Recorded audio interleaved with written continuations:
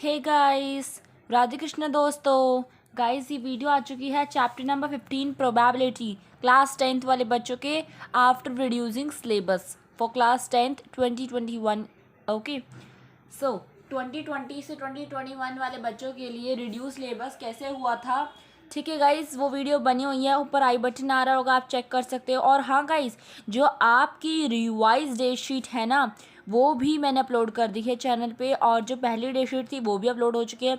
सो अभी जो रिवाइज जो डेट शीट आई थी वो मैं अपलोड कर चुकी चैनल पर, ऊपर आई बटन आ रहा होगा, चेक कर लीजिए।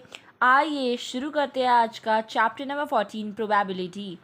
ठीक है, सो गाइज ये है इंट्रोडक्शन वीडियो चैप्टर नंबर 15 की। ठीक है, सो गाइज देखते हैं आज के नोट्स मैंने आप लोग के लिए बना कर रख रखे हैं। ये जो चैप्टर देख रहे हो ये चैप्टर नंबर 14 है गाइज, कंप्लीट हो चुका है मेरे चैनल पे। अगर आप लोग न्यू हो तो चैनल को ज़रूर सब्सक्राइब करो और बेल आइकन बटन ज़रूर दबाओ। सो गाइज चैप्टर नंबर 15 के नोट्स मैंने बना दिए हैं और आज हम इनको डिस्कस करेंगे। आपको फुल डिटेल में यहाँ पे बताऊंगी इस चैप्टर का ओवरऑल क्या क्या है इसके अंदर। ठीक है, हमारे पास सिर्फ एक ही फॉर्मूला रहेगा, उसी के साथ हमें सब कुछ करना है। कैसे करना है, क्या है, वो सब कुछ समझते हैं। सबसे पहले थॉट देख लेते हैं आज का। ठीक है, तो मैंने आपसे चैनल पे क्या करा है कि मैं थॉट डालने लग गई हूँ। ठीक है, आप लोगों के लिए ऐसे थॉट्स लाती हूँ जो आपको मोटिवेट करते हैं, और मोटिवेट समझ आया कि मोटिवेशनल वीडियोज़। सो गाइस मेरे चैनल पे मोटिवेशनल वीडियोज़ भी बनी हुई है, आप जाके इंजॉय कर सकते हो। सो गाइस आज का हम पढ़ लेते हैं। सो ये यहाँ से नहीं, यहाँ से शुरू है। सो आइए पढ़ते क्या कहता है ये। I won't do it, I can't do it, I want to do it, how I do it, I will try to do it, I can do it, I will do it, yes I did it. वाह क्या quotation है। क्या कहते हैं पहले हम अपने आप को, मेरे से नहीं होगा, फिर दूसरे में बार भी यही कहते हैं मेरे से नहीं हो सकता, मैं नहीं कर सकती। ठीक है, I want to do it, अब मैं चाहती हूँ कि मैं कर सकती हूँ। थोड़ा थोड़ा आता है पहले मोटिवेशन। ठीक है, पहले आता है कि बिल्कुल डीमोटिवेट हो रखे, तो फिर धीरे धीरे आप सोचते हो कि मैं कर सकती हूँ। अब मैं कैसे करूँगी, how do I do it, अब मैं कैसे करूँगी, I will try to do it, मैं कोशिश करूँगी। आई कैन डू इट, मैं कर सकती हूँ। आई विल डू इट, मैं करके दिखाऊंगी, और मैं करके दिखाई। ठीक है, मैं करके दिखा चुकी हूँ। सो मैंने कर दिखाया, येस आई डिड इट, मैं करके दिखा पाई। ठीक है, मैंने करके दिखाया, येस आई डिड इट, और ये स्माइली फेस आपके चेहरे पर होगा। सो आइए गाइस शुरू करते हैं। I hope you like this thought. अगर थॉट पसंद आया तो कमेंट सेक्शन में ज़रूर कमेंट करना। यहाँ पर आपको बोल रखा है एक्सपेरिमेंट। ठीक है, इस चैप्टर में सबसे पहले स्टार्टिंग होती है एक्सपेरिमेंट की। गाइस ये सबसे ज़्यादा इंपॉर्टेंट है आपको समझना कि एक्सपेरिमेंट क्या होता है। एक्सपेरिमेंट होता है an activity which end in some well defined outcomes is called an experiment. यानी कि एक वेल डिफाइंड में हमें आउटकम मिले एक एक्टिविटी के अंदर, एक प्रोसेस के अंदर, एक प्रोग्रेस के अंदर, उसको हम क्या बोलते हैं, एक्सपेरिमेंट बोलते हैं। Second, trial. Performing an experiment once is called a trial. हम किसी चीज को ट्राई करते हैं पहली बार, उसको हम ट्रायल बोलते हैं। Third, event. The possible outcomes of a trial, यानी कि जो इम्पॉसिबल नहीं, पॉसिबल जो आउटकम्स हमारे पास आए हैं उसको हम क्या बोलते हैं, इवेंट बोलते हैं। श्योर इवेंट, अब जो हमारे पास पक्का आया ही आया, यानी an event whose occurrence is certain, जिसका आना पक्का है। श्योर इवेंट से मतलब समझ रहे हो, श्योर का मतलब एकदम पक्का, इवेंट आपको पता ही है पॉसिबल आउटकम। ठीक है, एक ऐसा आउटकम जिसका आना पक्का है। ठीक है, पॉसिबल आउटकम जिसका आना पक्का है, बिल्कुल श्योर इवेंट। ठीक है, the theoretical probability of the occurrence of an event. हम एक्सपेरिमेंट और आपका जो ये थियोरिटिकल प्रोबेबिलिटी, एक्सपेरिमेंट प्रोबेबिलिटी और थियोरिटिकल प्रोबेबिलिटी लास्ट में पढ़ेंगे। बहुत ही ज़्यादा इंपॉर्टेंट है क्योंकि ये हम पूरे चैप्टर में यूज़ करने वाले गाइस, और इससे रिलेटेड बहुत सारे क्वेश्चंस होंगे जो आपको सॉल्व करवाऊंगी मैं। ठीक है, so guys yes I am Himanshi making this video. So guys sixth है हमारा, the probability of a sure event is 1 and probability of an impossible event is 0। यानी कि जिस इवेंट को होना ही होना है उसकी क्या प्रोबेबिलिटी होगी, 1 होगी। ठीक है, अभी कैसे होंगी सारे एग्जांपल्स दूंगी गाइस मैं आपको। और जिसे नहीं होना है उसका क्या प्रोबेबिलिटी होएगा, उसकी 0 प्रोबेबिलिटी होगी। ठीक है, सो 7th पॉइंट कहते हैं the probability of an event E is a number P of E such that 0 is less than P of E less than और इक्वल टू 1। ठीक है, सो गाइज यहाँ पर आपके इवेंट के होने की प्रोबेबिलिटी या तो 0 होगी या तो 1 होगी, यानी कि 0 से 1 के बीच में होगी आपके होने वाले इवेंट की प्रोबेबिलिटी। ठीक है, समझ आया इतनी बात? ये 7 पॉइंट क्लियर हो गए, समझ आ गई अच्छी बात। अब ये 5th वाला पॉइंट आपको एंड में बताऊंगी मैं, क्यों बताऊंगी आपको देखना है पूरी वीडियो। सो आइए बढ़ते हैं हमारे नेक्स्ट 8th वाले पॉइंट की तरफ। 8th वाला पॉइंट ये कहता है if E is an event in general it is true that P of E plus P dash E is equals to 1 where P जो आपका E dash stands for not E, so P dash E is equals to P not E. क्या बोल गई हिमांशी? हिमांशी बोली ये कि आपका ई जो है एक इवेंट है, अगर हम जनरली बोले, अगर आपको ट्रू फॉल्स आ जाता है तो वैसे भी इस चैप्टर से ट्रू फॉल्स आते हैं। ठीक है, सो आपको अगर ये बोल रहा है कि ये पॉइंट ये बता रहा है आपको कि अगर इन एन इवेंट, ठीक है, एक जनरली अगर हम बात कर रहे हैं, ठीक है, जनरली बात कर रहे हैं, अगर आपका P of E plus P dash E is equals to 1 पूछा जाए तो ये ट्रू है। अभी क्यों ट्रू है? ये इसलिए ट्रू है क्योंकि जो आपका पी डैश ई होता है वो किसके इक्वल होता है?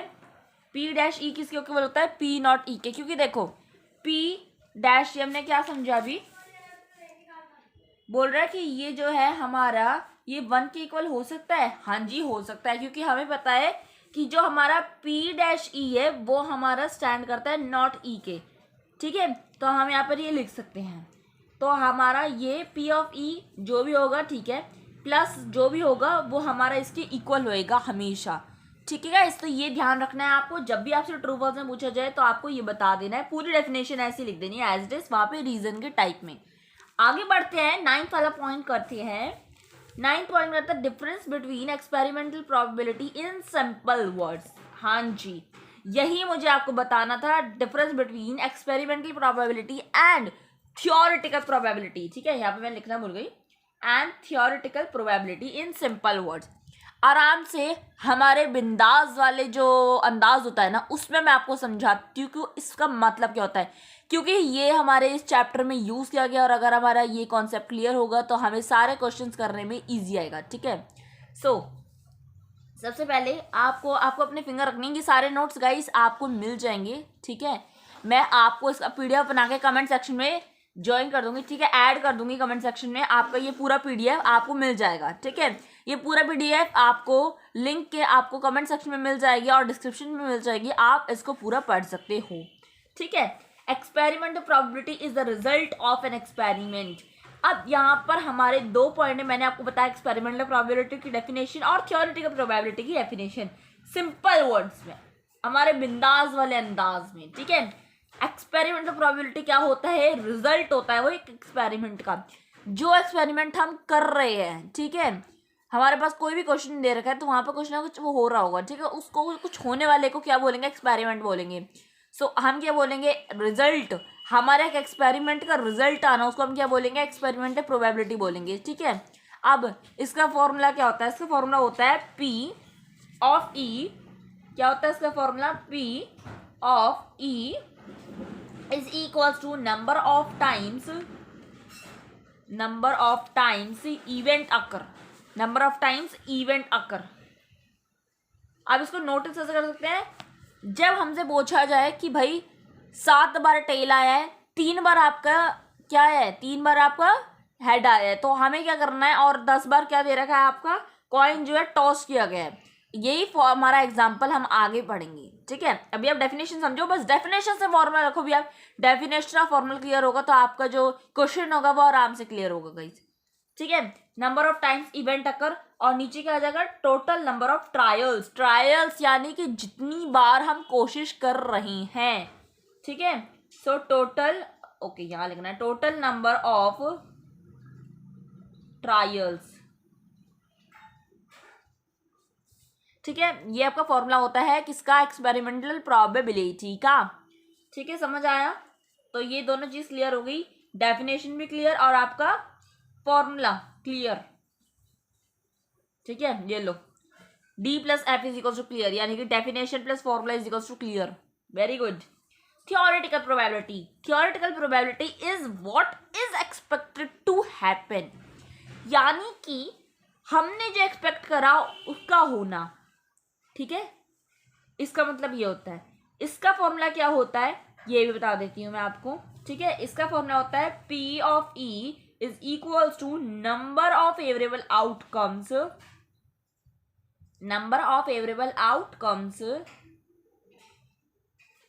अपॉन में total number of possible outcomes.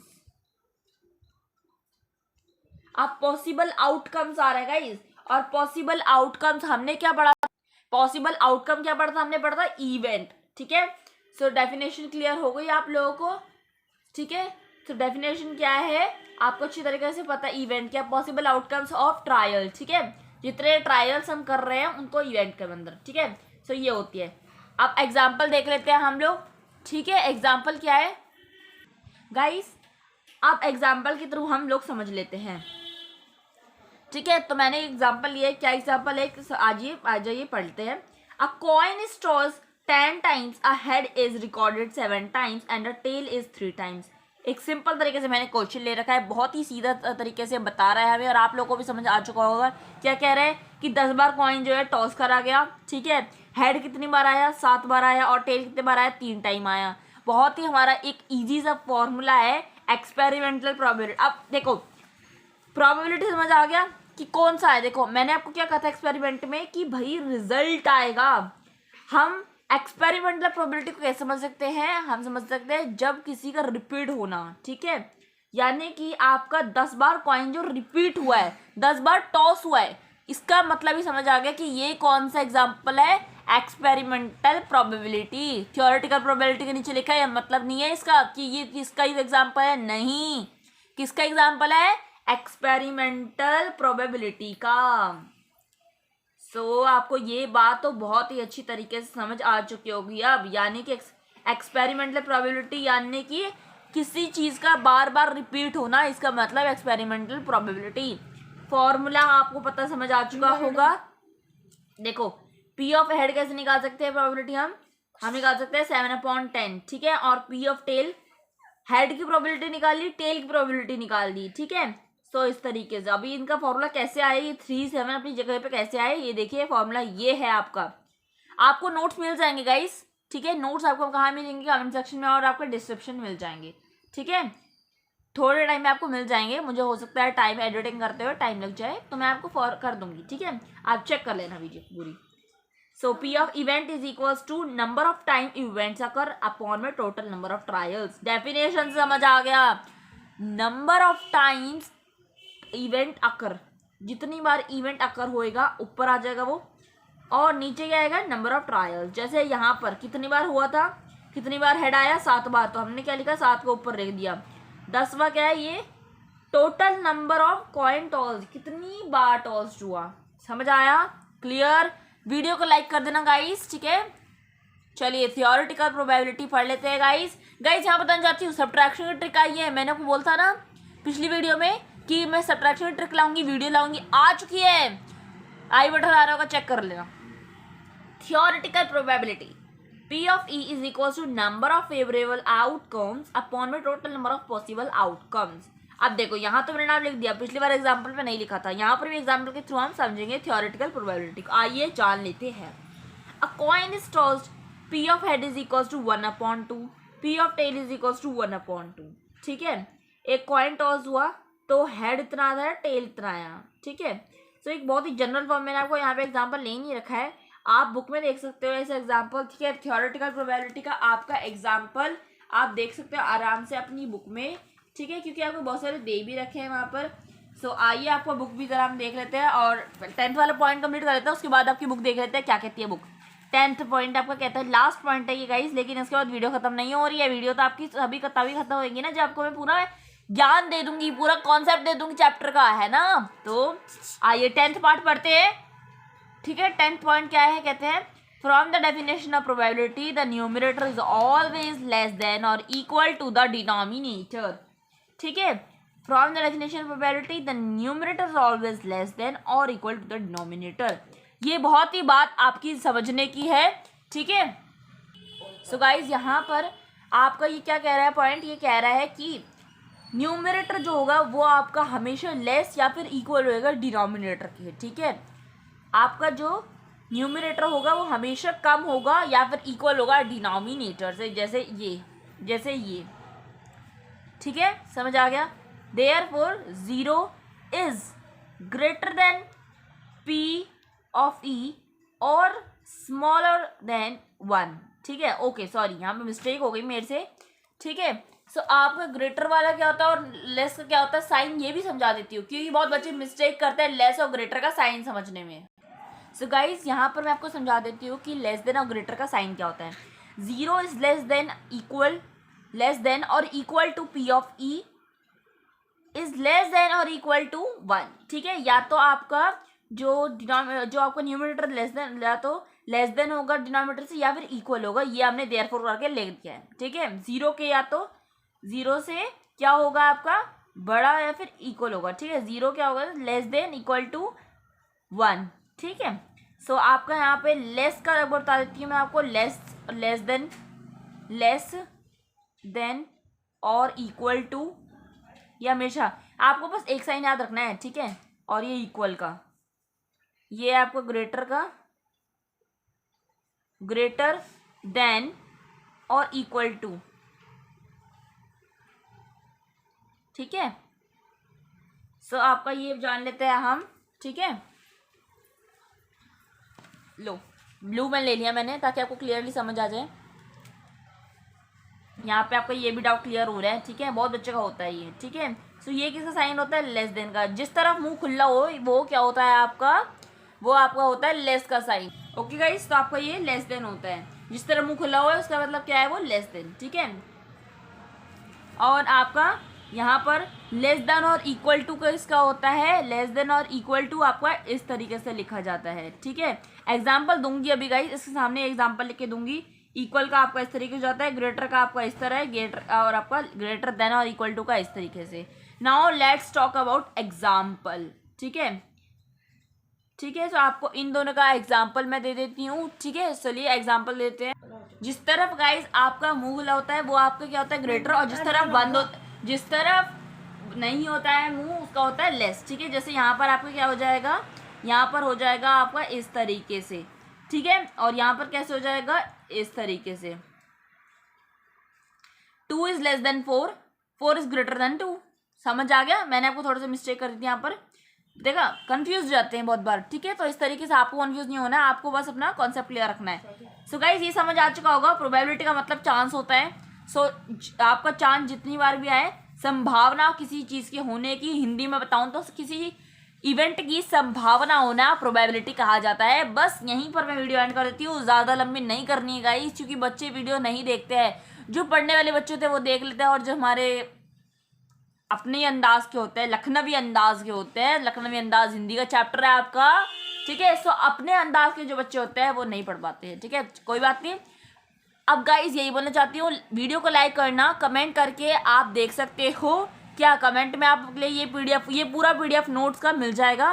साथ ही साथ आपको कमेंट में बताना है मुझे कि आपको ये वीडियो कैसी लगी, ठीक है।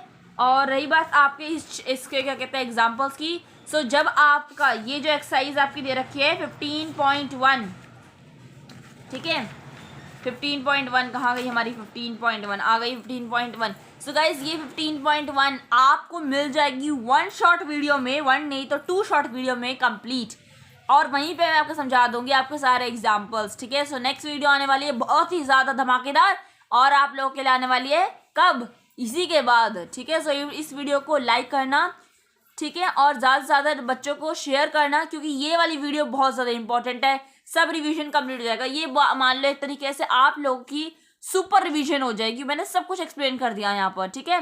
सो चलिए गाइज मिलते हैं नेक्स्ट वीडियो में, तब तक के लिए ta ta bye bye, stay safe, stay healthy, stay happy.